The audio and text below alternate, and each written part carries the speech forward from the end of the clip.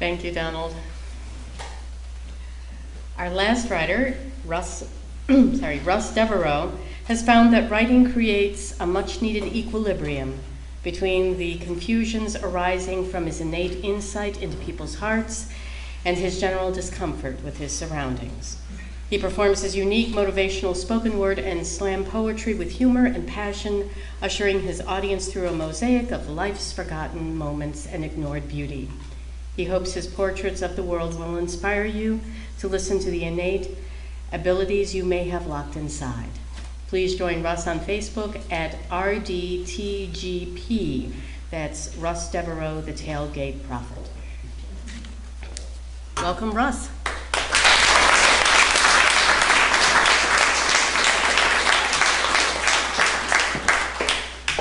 It makes it sound so much nicer than I actually am. You're writing in your basement, you're like, that sounds good, and then you hear it out loud, you're like, that sounds cocky. Okay. All right, so I'm going to share a piece that I've only performed once for you, or for anyone, actually. So it's for anyone that's strong enough to eat alone. It's called Delaney. "You should wash this," the businessman said as he walked into the cold while he pointed at the caked prints that painted the glass. Instantaneously, she shuffled through, pushing the glass door covered with others' prints. She offered her own to the accumulation of travelers past, now so thick the waltzing snow could hardly be seen through all of the smears. She has become accustomed to the distortion that smears can have on clarity. As the metal frame battled the whipping, whirling wind behind her, fighting its way back towards the suction seal, she looked around.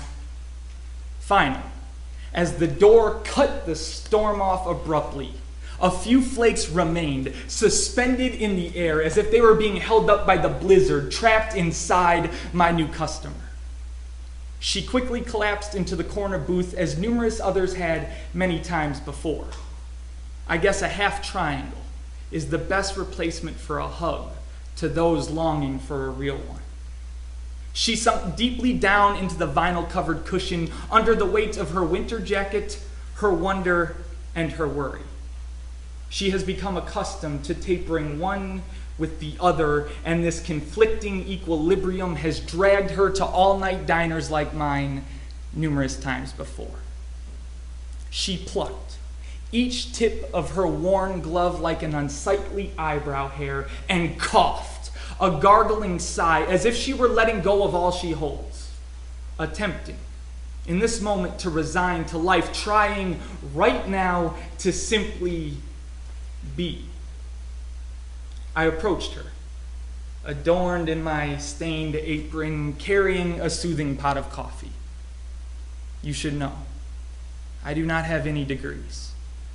I've always had the ability to see when people need coffee. Tonight, this night, Delaney needed coffee. So I turned her cup, placed it on the saucer, and filled it up. She smiled at me like a gift card to a closed boutique, full of opportunity, but forever wanting. She scanned my face, reading the story of my life line by wrinkled line. You see, beauty to her has never been hard to find. It's just so easy to ignore from all the ugly in the world. She finally arrives to the chapter of my face entitled Eyes, and search them, looking for a connection, the way downed power lines beg for opposite wires to share electricity between, instead of wasting the sparks trapped inside on the atmosphere, on God, or on barstool lovers.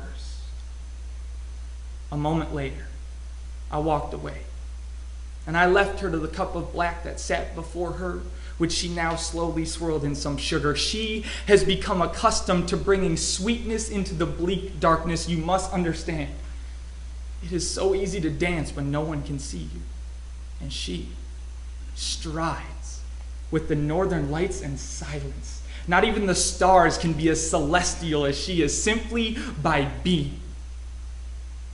Back at my station, I leaned above a piece of 2-day-old carrot cake, a moldy eclair, and the best-looking apple pie, and noticed that she sat as overcooked crust, strong and beautiful when encircled, but brittle and flaky when alone. At my hospitality post, I attempted to occupy my time with dish drying and wringing my hands. I've always been able to do that better than a wedding band ever could. You should know. I've experienced nights like this with patrons like her numerous times before. I know how this night's going to end. She will remain for as long as she needs.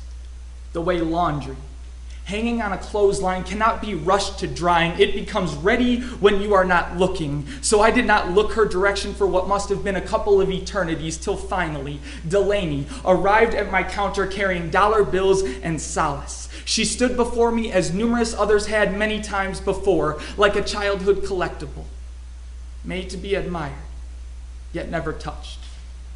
Because touching leads to smears, and smears, they lead to scars. So I guess heartbeats and scars are just the currency of living. She has lived enough for the both of us. So I waved her a gesture, insinuating she has already paid enough simply by being.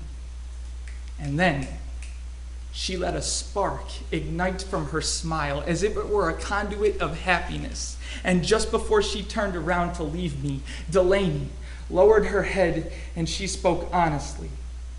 She said, "It's not the lonely that makes me sad. It's the knowing that alone, well, that's the only time I'll feel whole." She then twirled around as if her jacket were a ball gown and shouldered out the door, doubling her prints. She left them as a gift, same as all of the travelers previous. I guess the glass could use to be washed. It's been touched an awful lot. Thank you.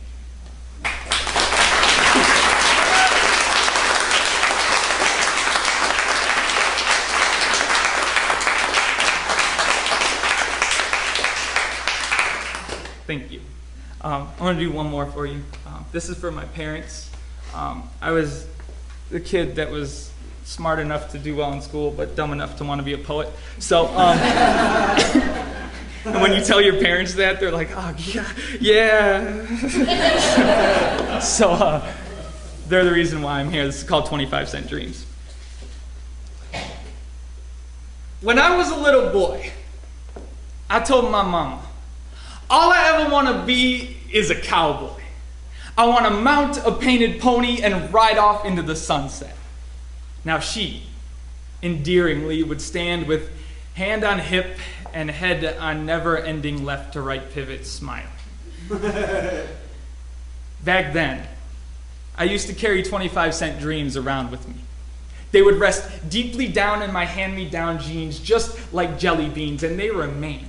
While I hunted snarling dragons, slayed eye-patch pirates, and dug for undiscovered treasures. Now those fantastical summers flowed into backpack-toting first days, middle school fears, adolescent kisses, and minimum wage paychecks.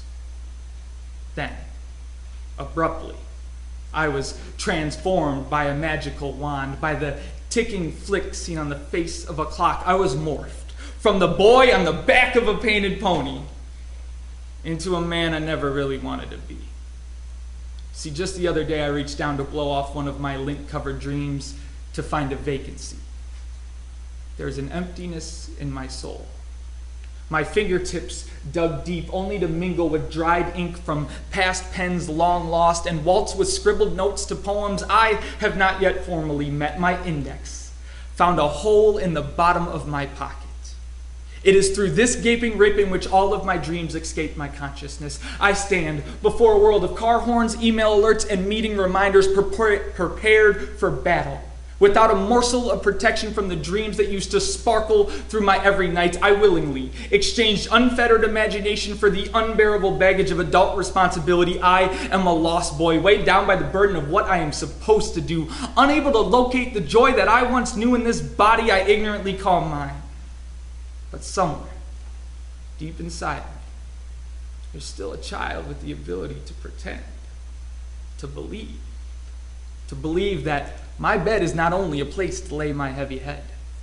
So I vow From this day forth, I will not shut my eyes to rest until I construct a high-rise fort supported by polyester pillows and flannel pajamas. You see, this bedtime castle is going to protect me from the fire-breathing dragons that come billowing through bad dreams. The treehouse that used to own my every dusk when I was young has been anchored to the ground for far too long, never to reach the stars again. Today, that's going to change. I'm going to initiate the launch sequence to my backyard space shuttle, Houston. We still have imagination. The next time I go to the grocery store, I'm going to witness before my eyes the awkward alternating colored tiles melt into molten lava, altering a boring trip to get groceries into an archaeological adventure. I'm tired of my work uniform being described as business casual. From now on, I'm going to be wearing superhero formal, adorned with visible undies and living room drapes wrapped around me to form the perfect makeshift crime-fighting cape. And I promise you, the only silent partner in my entire life is going to be my dingy teddy bear, which I still sleep with every single night. And after all of that, I just might be able to locate the joy that I once knew in this body I ignorantly call mine. And I promise you, I will be able to find my 25-cent dreams, because when I look to the stars, I still see the Milky Way flowing with caramel. And for all I know, rainbows only come from glistening pots of leprechaun gold. And I do believe that if you're lucky enough to stand beneath one of those, it will actually start to rain starbursts. So please, open your mouth wide and taste it, because I am no longer going to be a man that the boy I was would be ashamed of. Thank you all so much.